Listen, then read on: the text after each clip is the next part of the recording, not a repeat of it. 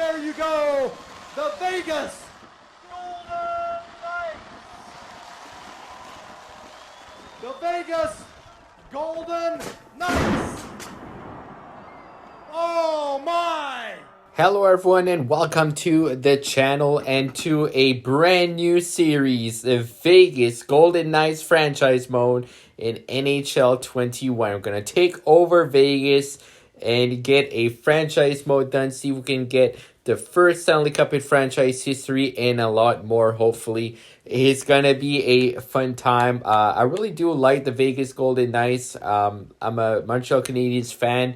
But as a team in the States, I really like them in Colorado for U.S. teams. And just the fact that they're in Las Vegas, it's obviously a very cool city. Their logo is awesome. Their jerseys are awesome. The whole vibe around the city, around the team, the arena with the cool theatricals they have.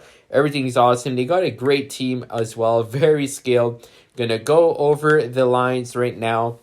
I'm not entirely sure how long franchise mode is going to be. Maybe it's going to be 15 years.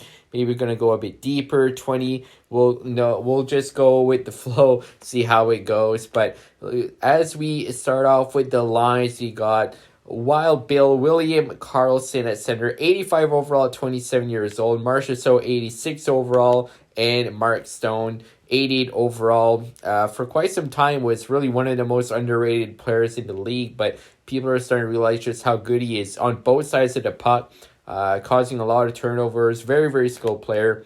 Got Alex Tuck on the right wing of line number 2, Chandler Stevenson center, Pacioretty, 86 overall, the left wing. So as guys can see, the center depth isn't the greatest, although Cody Glass does have a good potential, high top 6, 79 overall at 21. So hopefully he grows, can be future number 2 center behind Karlsson. He's got Thomas Nosek and Riley Smith on the wings, 84 overall. So the bottom 6 really not great. Smith, 84, not bad. Got William Carrier, Nicolas Roy, and Ryan Reeves at the bottom. Line number 4, obviously Ryan Reeves, a big tough guy. 93 aggressiveness, 92 body check, strength 92, 5-star in physical. Let's take a look quickly at a couple of guys' stats. So William Karlsson, great shot, 89 and 88 for power and accuracy. Fantastic hands, 90 everywhere. High 80s for his shooting. High 80s for his skating. Very good offensive awareness as well. Jonathan Marchessault, pretty similar stats, a bit better puck skills. Very similar skating and shooting. 90 offensive awareness. So they're two very similar players playing together. Mark Stone, of course, he has that fantastic defensive awareness, like I mentioned earlier, 91 overall. Very good shot, all in the 90s and above. 85 speed, not bad, good hands. Take a look quickly at Pacioretty. He does have a pretty good shot. 89 slap shot accuracy, and the rest is 90. There you go, 83 speed, 90 offensive awareness as well. Taking a quick look now at Cody Glass. He's only 21 years old. Very good speed for skating, all 85. Shots not bad, mid to high 80s, and then mid 80s puck skills. So definitely looking forward to him growing, hopefully be a very good center for us in the future. For defense, we got Alec Martinez, Los Angeles Kings hero for that cup win against the New York Rangers, playing with the new face in Las Vegas, Alex Pietrangelo, 90 overall at 30 years old, elite defenseman. His stats are pretty amazing, very well balanced, has 4 or 5 stars everywhere. Obviously one of the best defensemen in the league year in and year out. He's on a 7-year, $8.8 million contract. So he is being paid over in Vegas. We got Braden McNabb, Shea Theodore, who is a fantastic young defender. He is on the thumbnail of the video. If you guys, some of you may not have recognized who it was. It is Shea Theodore in the thumbnail. 84 overall at 25 years old, top 4. He is definitely a very, very good defenseman. Almost, like I say, underrated. So I think he's going to be a big part of this team going forward. Got Nick Holden and Carl Dahlstrom. So not quite young guys, but I mean, it's not too bad with the +1 for the bottom pairing. This top 4 has a +3. So Pietrangelo is actually playing like a 93 with Martinez in 86. Theodore like an 87, McNabb like an 85. So that top 4 is one of the better ones in the league for sure.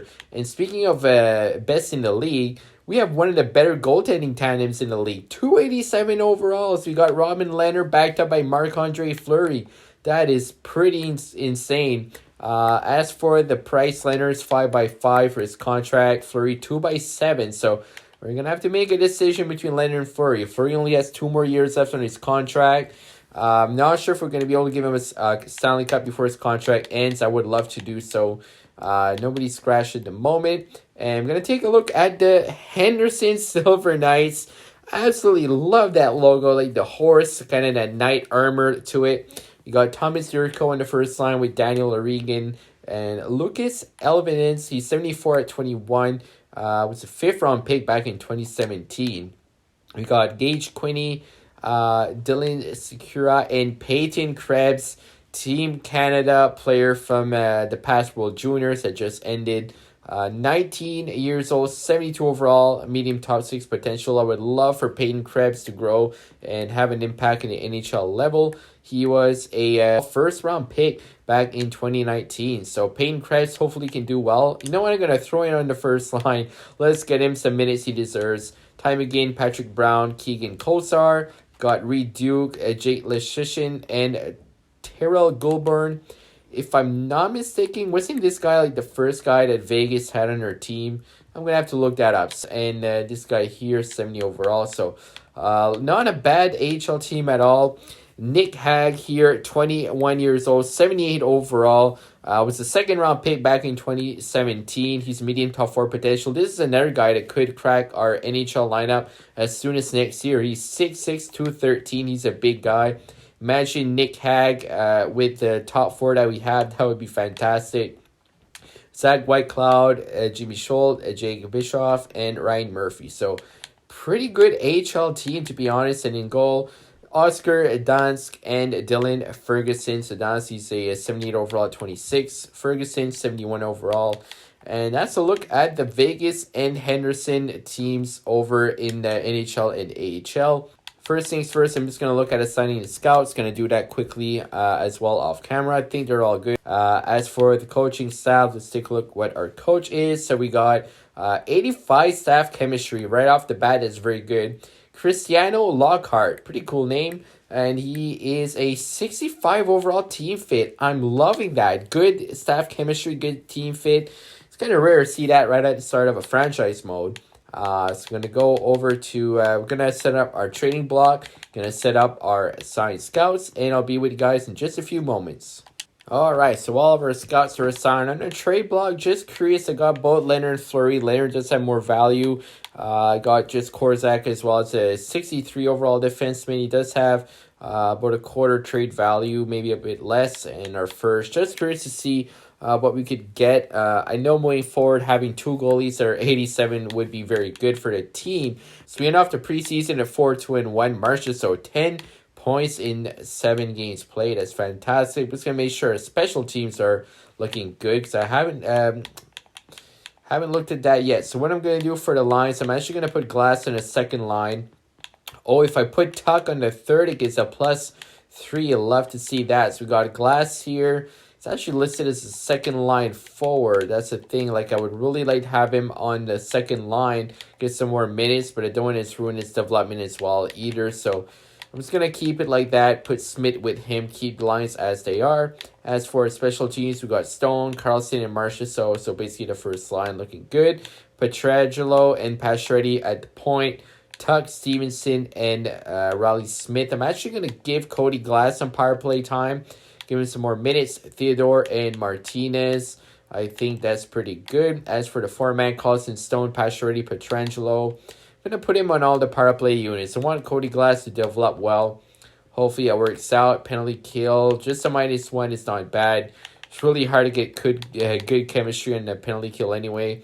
It's going to make sure that Krebs and Nick Hag especially are on the special teams. So Krebs and Hag, there you go. That's really what I'm worried about. Let's see. Yurko, going to move Krebs over there. So it's a -2. Maybe if I put Schultz there. No. Wow. That 4-man is not looking too well. But stays the AHL. I'm not as worried. Just as long Krebs and Hag develop well. Hopefully we can have both Krebs and Glass in the top 6 in future years. defense looking pretty solid. We can get Nick Hag, maybe get a better bottom pairing as well.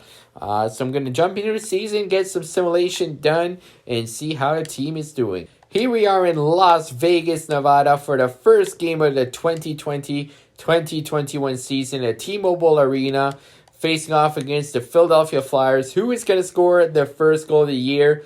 Is Ivan Provorov or Marc-Andre Fleury? I'm going to guess it's going to be Jonathan Marchessault for us. If we can even get a goal, there's JVR on Marc-Andre Fleury who gets to start for us in net. And it is Carrier. There you go. So William Carrier, bottom 6-4, gets the first goal of the Vegas Golden Knights season. And Mark Stone with 1:22 left gets a goal on Carter Hart. Let's sim the second. 3-3. JVR again, and then William Karlsson going to simulate the third period. Hopefully get ourselves a W to start off the year here in Las Vegas. But Lawton has different plans. Scores on Marc-Andre Fleury and Voracek. What is going on? We got a 5-on-3. We got to capitalize. There to go. Riley Smith on Carter Hart. Only 5 minutes left in the game. And Alec Martinez gets a big goal. He's going to send us... No, Ivan Provorov, another defenseman. I was going to say he sends us to OT. And then Nolan Patrick. Oh my goodness. We get 12 goals in the first game of the year. That's crazy. We lose 7-5. Not a good night for Carter Hart and Marc-Andre Fleury at all. So the goaltending duo is going to be rotating quite a bit. Going to simulate a couple of weeks just to see which goalie has the most wins. And wow, the simulation is so fast. I'm actually on the Xbox Series X. It's my first time recording on this. And 3-3-1. So we're basically at 500 to start off the year. Theodore, 9 points in 7 games. You'll have to see that. I'm going to take a quick look just which goalie played more games. So Leonard only played 1 and has 5 goals against. That is horrible.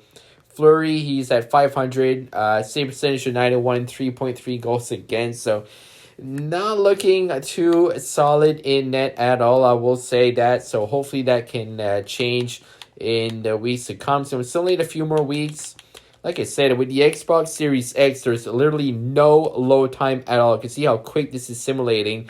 Yeah, Cal Pozo for Marc-Andre Fleury. Sure, Buffalo, that's a realistic trade. 7-2 against the Anaheim Ducks, so we crush our Pacific Division rivals, as well as the Vancouver Canucks, so win a couple of games there. Andrew Shaw, so Fleury's already getting attention. Not interested in those trades, though, so we're actually 8-6-1. Jason Zucker from the Penguins. Alright, so loss against the Bruins there. So here we are. We actually have a game against the Blues. I should have maybe simmed that one. But I'm going to slow sim this game here. It is going to be against Alex Petrangelo's former team. I actually lost 3-2 in our first game against them. So I'm going to simulate period by period. 1-0 Oscar Sundqvist.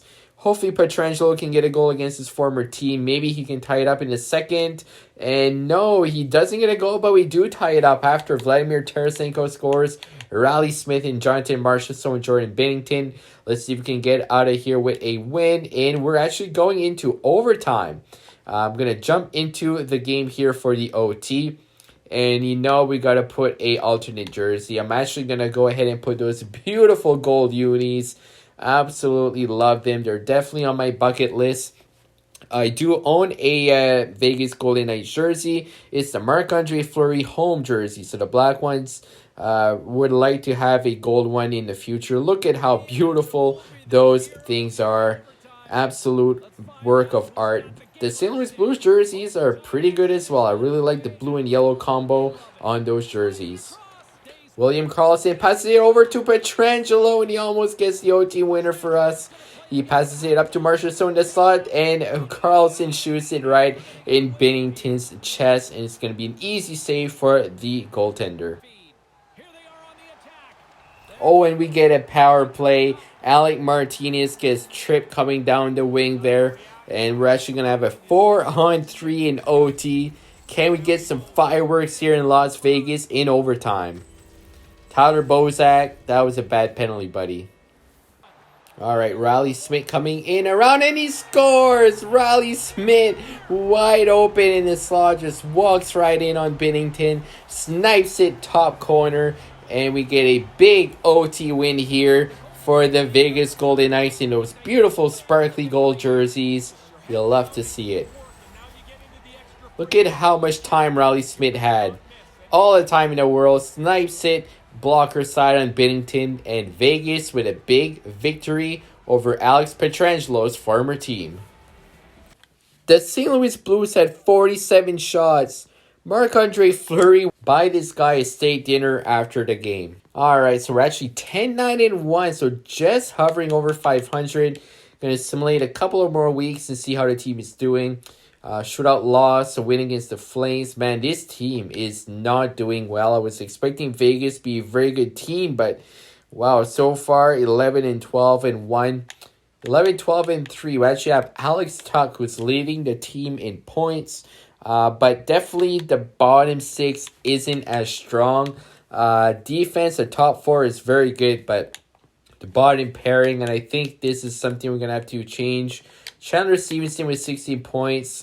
Cody Glass, only 12 points. Let's look at the AHL, how Krebs is doing. He has 20 points in 21 games, 18 assists. Nick Hack, 15 points. He's a +8. Those guys are doing very well. Maybe going to have to do a few changes through the line. See if I can get anything with better chemistry. I mean, I could have a plus. I could definitely have a +3. I'm going to try it maybe a couple weeks there. Cody Glass on the second line. Got an 84 instead of an 83. And right here, 86, 82, 81. So maybe that could help having a stronger bottom six. As for goaltending, Fleury, 910, 302. 926, 242. Leonard's actually playing pretty well, so I'm going to put him there as a starter. That's the thing with 287s. You can rotate them as you wish. If one is... you basically play the hot hand, whichever goaltender is doing well. Shea Theodore, 20 points. There you go. +11. Marchessault with 18, 10 goals. Carlson, 17. So, I mean, the boys are producing at a pretty balanced rate. But maybe with the stronger bottom six we have, it can help them. And then help Cody Glass have more points up front in the top six. So I'm going to simulate a few more weeks. Go a couple of weeks at a time. We lose against the Canucks, lose against the Oilers, and the Caps. Man, this team is not doing well. Then we actually win 3 in a row. There you go. So a couple of games here against the Metro Division team. So a little East Coast trip. Here's a trade. Vince Dunn. We actually have some pretty good defensive core already. So I'm not going to trade Cody Glass. Another win against the Islanders. There you go. We're winning games. That was 6 wins in a row before a loss against the Columbus Blue Jackets. So actually over 500 now. 17, 16, and 3. Eric Stahl. No, thank you. I'd rather have Cody Glass. No OT loss there. But actually out of our past 1, 2, 3, 4, 5, 6, 7, 8, 9, 10. We're 8-2. Actually 8-1-1 in the last 10 games. 19, 16, and 4. So maybe changing the lines was actually what we needed to do. I think this episode probably just going to go up to the trade deadline. 16 goals for Marchessault, 13 for Carlson, 29, 28 points. Alex Tuch with 28 points as well. Theodore, 26 points and a +12. Very happy to see that. Cody Glass, 17 and 39. I mean, he's only a 79 overall, but again, he's pretty young. Hopefully, he can grow after this year. So I'm going to go maybe another month or month and a half up to the start of February. And then maybe discuss what we could do in terms of trades. See how the team is doing. So a win against the Avalanche. There you go. A couple of wins there out west against some rivals. PK Subban for Mark Stone. That would be a blockbuster, but I'm going to say no to that, of course. The team has been playing much better since we moved those lines as well. Sometimes all you need to do, you move one guy to another line. A bunch of players for Cal Clutterbuck in 2 seconds. So I definitely don't want to give away Nick Hag. So what I'm going to do is simulate up to the trade deadline. A win there against the Hurricanes. A loss against the Panthers. Couple of losses over in Florida there. So far 26, 26, and 5. So we're going to have to make a decision right at the trade deadline here. 31, 27, and 5. So we're actually barely in the playoff spots. It's an awkward position. We're basically a bubble team. We're 10 points away from first. But look at that. We're only 4 points away from second. But at the same time, we're 3 points away from sixth in the division, so it's an extremely tight race. Over in the Central, the Predators, wow, 9 points again ahead of everybody else. Atlantic, everybody is in pretty much the 70s from 1 to 5. Canadians before last, Red Wings. Sabres actually first place in the Atlantic ahead of Toronto. Caps, Rangers, Islanders, Flyers in the Metro. The Sharks are first in the Pacific with the Ducks there ahead of the Golden Knights. That's pretty surprising. Oilers last. Who's last in the NHL? Is it the Oilers? Yeah, 53. Blue Jackets, 44 points. They're not doing well at all. Let's look at the team here.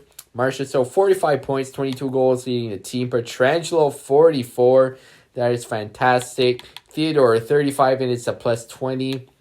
Stone with 33, Pacioretty 22, Glass with 27, so definitely respectable. He went up an overall since I moved him in the second line, so that's good to see. As for goaltending, 18, 15, and 4, 13, 12, and 1. Pretty good stats overall for the terms of save percentage goals against, especially Robin Lehner. He's been doing very well. Let's look at the AHL team. Henderson Silver Knights. Payne Kress, 45 points in 54 games, 77 overall. Let's look at Nick Hag. He's doing very well, 78 overall. So I'm definitely expecting both of those to go up to our team next year. As for the trade deadline, this is going to be in the next episode. Maybe we can look into getting a better bottom pairing for the defenseman. But we got to keep in mind that Krebs, we got to keep in mind that Hag is going to be up next year. Nick Holland's at 79. He's playing like a 80. I mean, it's not really that horrible. Only 4 points for Darstrom, but he is a defensive defenseman. He's a +1, -7 for Nick Holden. Martinez, Pietrangelo, Theodore, I know they're doing very well, as well as Braden McNabb.